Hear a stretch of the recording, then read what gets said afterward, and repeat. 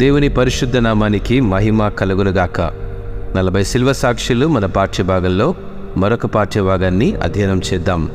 దేవ సహాయం పిళ్ళై భారతదేశంలో క్రీస్తు కొరకు హతసాక్షి. దేవ సహాయం పిళ్ళై క్రీస్తు యొక్క నమ్మకమైన సేవకుడు.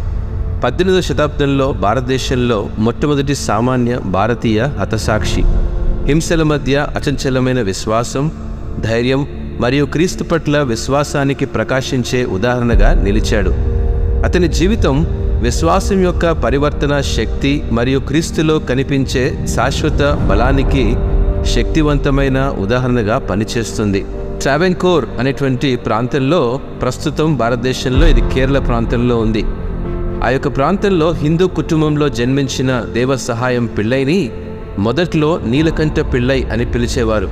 హిందువుగా పెరిగినప్పటికీ పిళ్ళై పోర్చుగీస్ స్నేహితుడి ప్రభావం మరియు క్రిస్టియన్ మిషనరీలతో తన పరిచయం ద్వారా క్రైస్తవ విశ్వాసానికి ఆకర్షితుడయ్యాడు. క్రైస్తవ విశ్వాసాన్ని అంగీకరించిన తరువాత పిళ్ళై తన కుటుంబం మరియు సమాజం నుండి తీవ్ర వ్యతిరేకతను ఎదుర్కొన్నాడు. అతను బెదిరింపులు మరియు హింసను భరించినప్పటికీ పిళ్ళై తన విశ్వాసంలో స్థిరంగా ఉన్నాడు. క్రీస్తును తన రక్షకుడిగా మరియు ప్రభువుగా ధైర్యంగా ప్రకటించాడు. దేశద్రోహం, గూఢచర్యం వంటి తప్పుడు ఆరోపణలపై 1749లో అరెస్టు చేయబడ్డాడు. అంతేకాదు, దేశంలో కుల భేదాలు ఉన్నప్పటికీ ప్రజలందరి సమానత్వాన్ని నొక్కి చెప్పేవాడు. సమానత్వం కోసం పోరాడేవాడు. ఆనాటి ప్రభుత్వ సైనికులు తుపాకీతో అతనిపై 5 సార్లు కాల్పులు జరిపారు. అతని మృతదేహాన్ని కట్టడిమలై కొండ సమీపంలో నిర్లక్ష్యంగా విసిరివేశారు. కన్యాకుమారి జిల్లాలోని కట్టడిమలైలో దేవ సహాయం పిళ్ళై 14 జనవరి 1752న మరణించారు.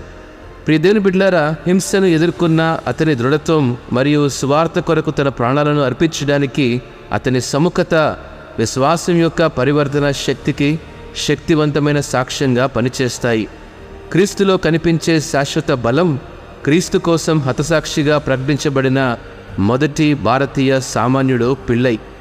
మత్తయి సువార్త 10వ అధ్యాయము 28వ వచనం ప్రకారము, మరియు ఆత్మను చంపనేరక దేహమునే చంపువారికి భయపడకుడి గాని ఆత్మను దేహమును కూడా నరకములో నశింపజేయగలవానికి మిక్కిలి భయపడుడి.